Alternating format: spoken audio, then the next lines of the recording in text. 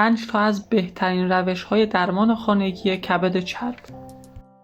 هلو گایز، چطوری بچه‌ها؟ توی این قسمت میپردازیم به 5 تا از روش‌های درمان خانگی کبد چرب. کبد چرب یکی از مشکلات رایج جامعه ما هستش که با تغییرات سبک زندگی و رژیم غذایی نامناسب به وجود میاد. با استفاده از روش‌هایی که داخل ویدیو بهتون میگیم میتونید که با استفاده از اونو کبد چرب خودتون رو داخل خونه درمان بکنید. اولین مورد مصرف میوه و سبزیجاته که یکی از راه‌های مؤثر در درمان کبد چرب افزایش مصرف میوه‌ها و سبزیجاته که این مواد غذایی به علت آنتی‌اکسیدان‌هایی که دارن باعث میشه که کبد چرب شما از بین بره. مورد بعدی کاهش مصرف چربی‌های اشباع شده هستش. چربی‌های اشباع شده موجود در غذاهای مختلف مثل گوشت قرمز، بیسکویت، تنقلات میتونه که باعث کبد چرب بشه و اون رو تشدید بکنه. پس بهتون توصیه میشه که اگر که از این مواد استفاده میکنید کلاً بذارید کنار و سعی بکنید که یک رژیم غذایی مناسب داشته باشید. میرسیم به قسمت سوم، یعنی مهمترین قسمت درمان کبد چرب در خانه.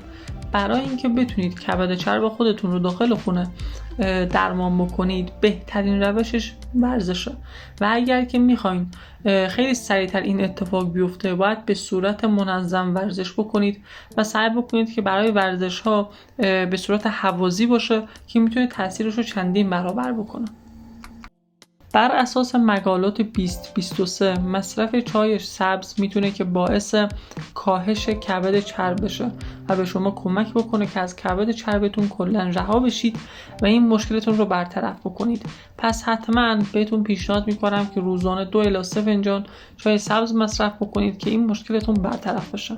مورد آخر، مورد پنجم، کنترل استرس و خواب مناسبه. استرس مزمن و کمبود خواب میتونه که به افزایش خطر بروز کبد چرب منجر بشه. بنابراین برنامه‌ریزی برای کاهش استرس و ایجاد یک روال خواب منظم بسیار مهمه و میتونید که از روش‌هایی مثل مدیتیشن، تمرین یوگا، تکنیک‌های تنفس عمیق و ایجاد یک محیط خواب مناسب استفاده بکنید تا بتونیم که اگر که امکان ابتلا به شرایط بیماری کبد چرب رو داریم ازش جلوگیری بکنیم و به این بیماری مبتلا نشیم. خب بچه‌ها، مرسی که تا آخر ویدیو با من همراه بودین. اگر که کانال من رو ساب نکردین حتما ساب بکنید. هر نظر و ایده‌ای هم که داشتین داخل کامنت ها برام کامنت بکنید. حتما کامنت هاتون رو میخونم و سعی بکنیم که همه اطلاعات سلامتیمون رو با کمک هم بیشتر بکنیم تا بتونیم یک جامعه سالم داشته باشیم.